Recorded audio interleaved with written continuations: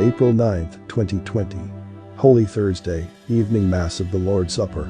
First reading from the book of Exodus, chapter 12 verses 1 to 8, 11 to 14. The Lord said to Moses and Aaron in the land of Egypt, "This month shall stand at the head of your calendar, you shall reckon it the first month of the year. Tell the whole community of Israel.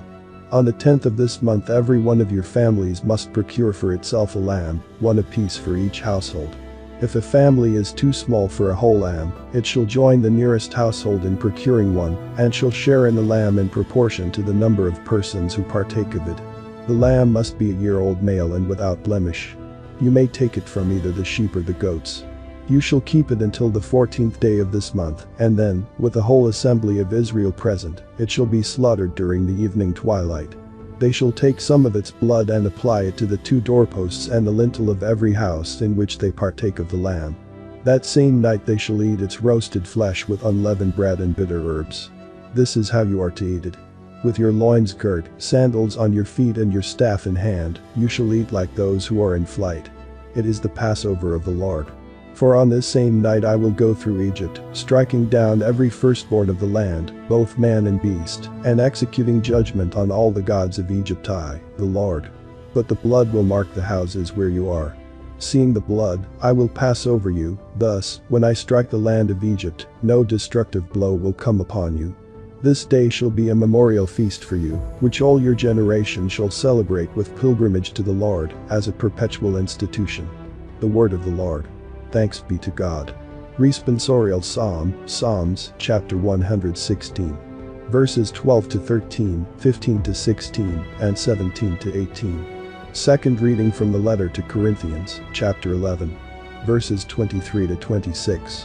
Brothers and sisters, I received from the Lord what I also handed on to you, that the Lord Jesus, on the night he was handed over, took bread, and, after he had given thanks, broke it and said, "This is my body that is for you. Do this in remembrance of me." In the same way also the cup, after supper, saying, "This cup is the new covenant in my blood. Do this, as often as you drink it, in remembrance of me. For as often as you eat this bread and drink the cup, you proclaim the death of the Lord until he comes." The word of the Lord. Thanks be to God. A reading from the Holy Gospel according to John, chapter 13. Verses 1 to 15. Before the feast of Passover, Jesus knew that his hour had come to pass from this world to the Father. He loved his own in the world and he loved them to the end. The devil had already induced Judas, son of Simon the Iscariot, to hand him over. So, during supper, fully aware that the Father had put everything into his power and that he had come from God and was returning to God, he rose from supper and took off his outer garments. He took a towel and tied it around his waist. Then he poured water into a basin and began to wash the disciples' feet and dry them with the towel around his waist.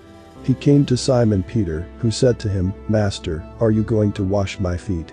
Jesus answered and said to him, "What I am doing, you do not understand now, but you will understand later." Peter said to him, "You will never wash my feet." Jesus answered him, "Unless I wash you, you will have no inheritance with me." Simon Peter said to him, "Master, then not only my feet, but my hands and head as well." Jesus said to him, "Whoever has bathed has no need, except to have his feet washed, for he is clean all over, so you are clean, but not all." For he knew who would betray him. For this reason, he said, "Not all of you are clean." So when he had washed their feet and put his garments back on and reclined at table again, he said to them, "Do you realize what I have done for you? You call me teacher and master, and rightly so, for indeed I am. If I, therefore, the master and teacher, have washed your feet, you ought to wash one another's feet. I have given you a model to follow, so that as I have done for you, you should also do." The Gospel of the Lord. Praise to you, Lord Jesus Christ.